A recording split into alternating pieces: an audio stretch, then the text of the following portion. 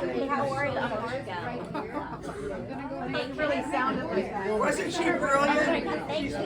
brilliant. My parents are from Virginia, so I have a lot of Oh, yeah. One day, like, I want You ready? he wants to be just the way it is. Yeah, sure. I can go away closer. Hey, where's that? Oh, wait, we got. Here, do it with my camera.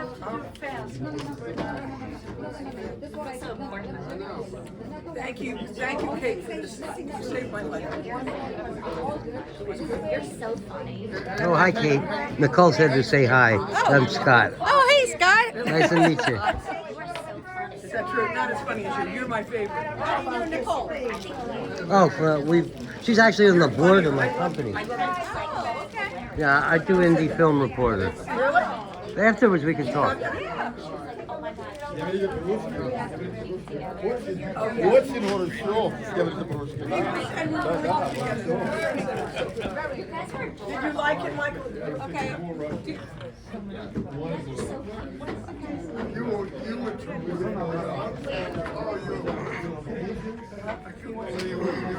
Alex, you want to give the flowers to Really funny.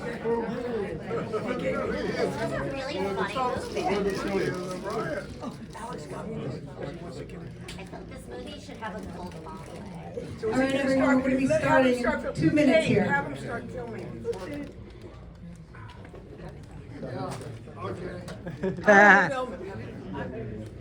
I got it. You're good. Here are the actors. All right, Alex has something for you. Oh my God!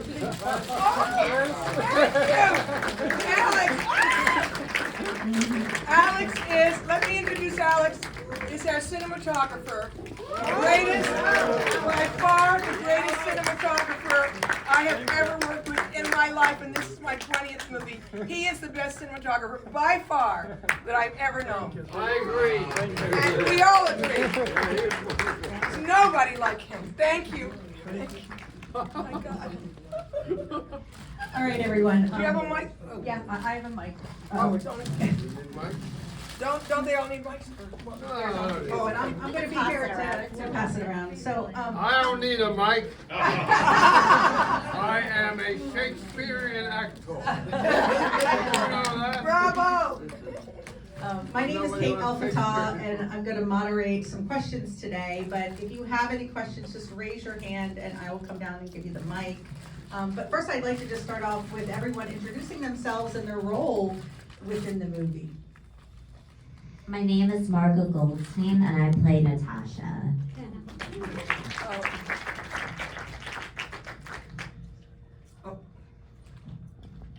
You want to? Go ahead. My name is Cybela Clare, and I play Cassie. Well, my name is yeah, Scott from Vienna. Yeah. Oh, I'm sorry. I'm Herbert Gould. I'm a Shakespearean actor.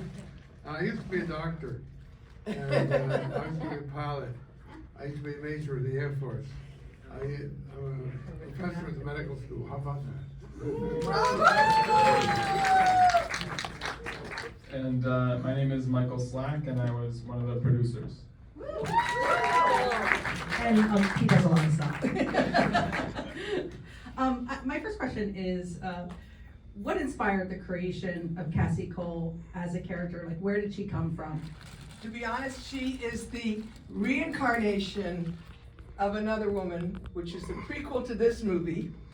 The other woman is a French scientist, a French environmental scientist named Pauline Joubert, who was trying to, the story of Pauline basically was trying to expose Nikola Tesla's technology of earthquake warfare used by the government. She was trying to expose that, and she gets murdered by a government hired hitman and is reincarnated the next day as Cassie Cole. This is the prequel to this movie, and it will be showing in this theater starting the 17th of October. I think we're all excited for that. We're I all hope coming out you for all that, come and right? see We're all it. coming out for that That's one. the prequel. It's the prequel. Prequel.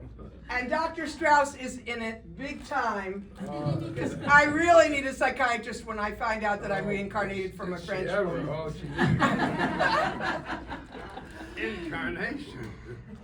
see BabyRainbow prominent in this film. What made you have to have BabyRainbow in the film? And what was the key part of the character? Well, BabyRainbow has been in at least 5 or 6 of my movies. She's a natural actor. She's an incredible diva. She wants to be the center of attention, and rather than leave her home alone when I'm shooting, it's just better to write a part for her. And she's sleeping with the director. Now this is for all of the actors in the film. What was the most challenging scene to shoot and why? Oh, I'll tell you, definitely the 350-pound pig. And that pig, to go into that restaurant and to come down the street from its home a few blocks away and to get it into that very snooty little restaurant. Well, it wasn't really snooty, but we made it as snooty as we could. But to get that pig to move, it took a bunch of people to push it. It did not want to go in. It was the pet pig of Aaron Allen, the actor who played the Detective O'Shea. And he said, I want you to give a part to my pet pig. And I said, well, let me write a scene. And so we did. How about for you, Margo? In terms of the Most difficult What scene. was a difficult scene? Oh, you had to difficult do? scene was definitely with Rainbow. I would say that scene where I tried to snatch Rainbow was probably the most challenging acting work I've had to do. Because I'm not gonna lie, I was a little scared of Rainbow. Yeah, she was scared to death of Rainbow. Yeah, I was afraid Rainbow was just gonna bite me or something. Yeah, she or was like, terrified. I was so like, oh god, but you know, I really tried to like carry through the scene without worrying about having something bitten off. I survived it and I was really happy. We got through it. Learning experience. Herbert, how about you?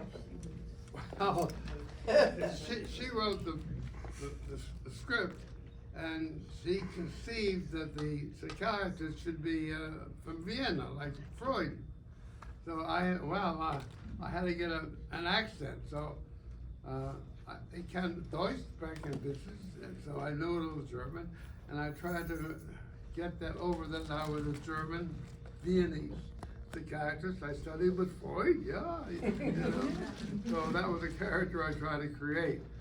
It's sometimes hard to be consistent because, you know, you shoot there, you're shooting all over the place, and I'm a stage actor. I've always been a stage actor. Amateur, of course. But it was a bit of a challenge. I enjoyed doing it, and she inspired me. She's a great director. Oh. We just got together with a real harmony. We have an incredible chemistry working together. We really do, and I could understand exactly what she wanted me to do. It was a wonderful comradeship, and the photographer was great. The cinematographer He was is the wonderful. greatest in the planet. Yeah, and between the directing, she's directing it, and the photographer is directing it. It was a wonderful partnership. And I want to say, I've written a part now. When my stepfather died, I wanted a person to play his character. I wrote a movie about a comedy about our family interaction and animals and elephants and animals in Thailand and Africa and the rainforest and all over the world, and the conflicts that this girl had with her very bourgeois parents, especially the stepfather who was very mean. And I couldn't find anybody that I thought was right for that part, except Dr. Gould had been my eye doctor.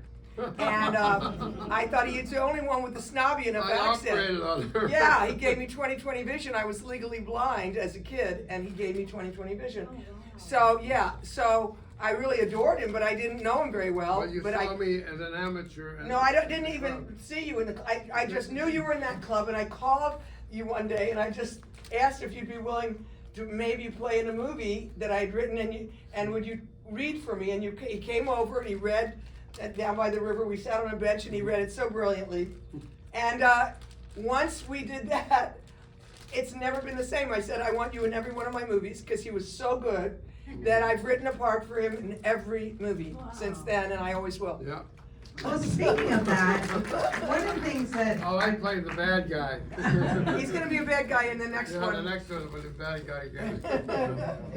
one of the things in the film that's really noticeable is the range of characters and actors.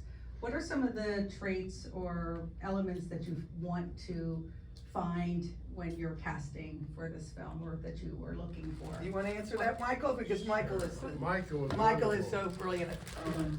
So, He when, keeps it together. yeah. So when they hand me the script, I kind of look at it and I go through it and I see where I think these characters are supposed to be. We get a whole bunch of people together, but what we really are looking for is an actor or actress who can bring their own unique personality to it. Because, you know, we could read 50 people for one role, and if they're just reading off the page and not kind of bringing themselves into it, it doesn't really, you know, stand out as anything special. But like, for instance, when we read with Margo, when Oh, God. we knew immediately, we had already read quite a few people. We didn't even think twice, that was it. As was soon great. as she put on the accent and started, you know, doing the voice and everything, we were like, she's it, we have to have her. And it was similar with Johnny, who played the wheelchair stalker. We knew immediately. We had a bunch of auditions for people, and they really didn't bring the sort of balance between having the creepiness, but also having that little bit of sort of comedy that's a little bit almost cartoony. Because I like to think that these movies are like live action cartoons. You know, they're sort of larger than life. So when we're looking for people, we want somebody who can fit into that world.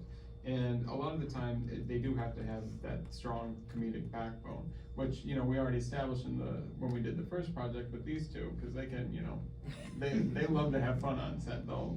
We have so much Organic. Yeah, I have We to. laugh all the way through. Yeah, right. So we always try to find people who can sort of fit into the world that they sort of created, and can bring their own unique sense of comedy to this. And I think we got a bunch of great people. We were very lucky with 33 amazing actors in this Yeah. movie.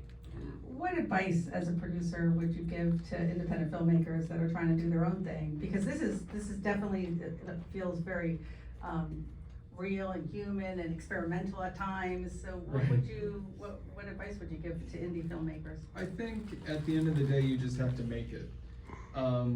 I think that's sort of a thing that everybody says, is that you have to just make your project, you know, don't think about it, just find a way to do it. And there's so many ways you can do that now. There's, you know, everybody has a phone. You just have to kind of get it together, write it down on paper, and just get out there and do it. That's the number one thing. And everything else will fall into place after. Just make a plan, get out there and do it. You know, you're not gonna accomplish anything by just sitting around and waiting for something to happen. You have to just get out there and do it. That's the number one thing. So with the script itself, what came first, the true crime story or the humor? Like what, like how did that, What did she say? so what came first, the true crime story or the humor? Like, did you start with that you wanted to do a comedy and you wove in the true crime or the crime element to it, or was it the crime and then you just were able to weave Okay, I'll humor make you the confession here. My favorite thing is psychological thrillers. I love Hitchcock. I love scary movies. And I love to be scared, but I like really psychological.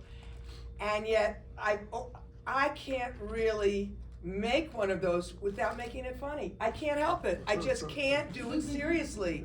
And it always comes out funny. So I have no choice. I just don't know how to do a straight thriller. It has to be comedy. That's all I can do. I think that's it, right, Michael? No matter how. Yeah, I mean, especially with the last film, we went in it with the idea that it would be sort of serious, but then. Which one? Are you talking Parrot The Pauline? Parrot Pauline, which will be. The next movie here, and it's a prequel to this movie. That one was supposed to be It serious. was supposed to be very serious. But as we got making it, It just got funnier and funnier as we were making it, and with the accent, you know, the over the Yeah, top, you know, yeah. it all started to just become too much fun to take it yeah, seriously. especially when I became Cassie, because Cassie is just such a funny character from the set. You know, she's such a hillbilly and she's such a kind of a nut. But Pauline was more serious, but still the whole situation became very funny, right? I mean, it was. It's still, that's still Had a a touch comedy. of farce, actually. It was like like a French farce, maybe. Yeah, Yeah. it's in that category. Yeah, it had a lot of levels. That you should definitely see that movie if you like this movie at all. And then we have a third one we're making now, And the voice of AI is going to be this lady. Is going to be the naughty female voice of AI that runs the world and knows the world. That's Margo. Here to mess people's mojos and days. Just make sure you have the right settings, you know. So what do you want audience to, when they walk out the door, how do you want them to feel? What do you want them to take away from this film? For me, my basic thing is don't judge a book by its cover. That's really it, because for me, perception is not reality. It becomes reality, but really shouldn't be reality, because perception is often incorrect, usually incorrect. And a dumb blonde from the South is not really so dumb, because Cassie is the one who actually was telling the truth the whole time. She was in the middle of everything. Everything she said was correct and honest, but she was not to be believed. And in the end, the song she writes and the song she sang about, you're gonna end up loving me no matter what, it came true in the end of the movie that the detective actually fell in love with her, even though he didn't believe a word she said the whole time. And that's really kind of the lesson that I wanted to say in this movie, is that don't be judgmental and just wait and see. You may be wrong, right? This is like. So the operative word really is sheer laughter. Yeah. This movie makes you laugh, it makes you feel good, and it's what function, that's what theater's all about, to make you feel good. We're gonna open it for questions. Anyone have a question? I can bring you the mic. Anyone? Oops, there you go. One, you guys did an excellent job, as everybody knows. How long did it take to film the movie? So this was spread out over quite a few months. I think by the end of it, looking at the editing logs, I think we had 56 days of shooting. They weren't all full days. A lot of times it was like, okay, we gotta go here, we gotta pick up something. But it did take, 56 days over the course of maybe a full year, about that. Who else had a question? Somebody else?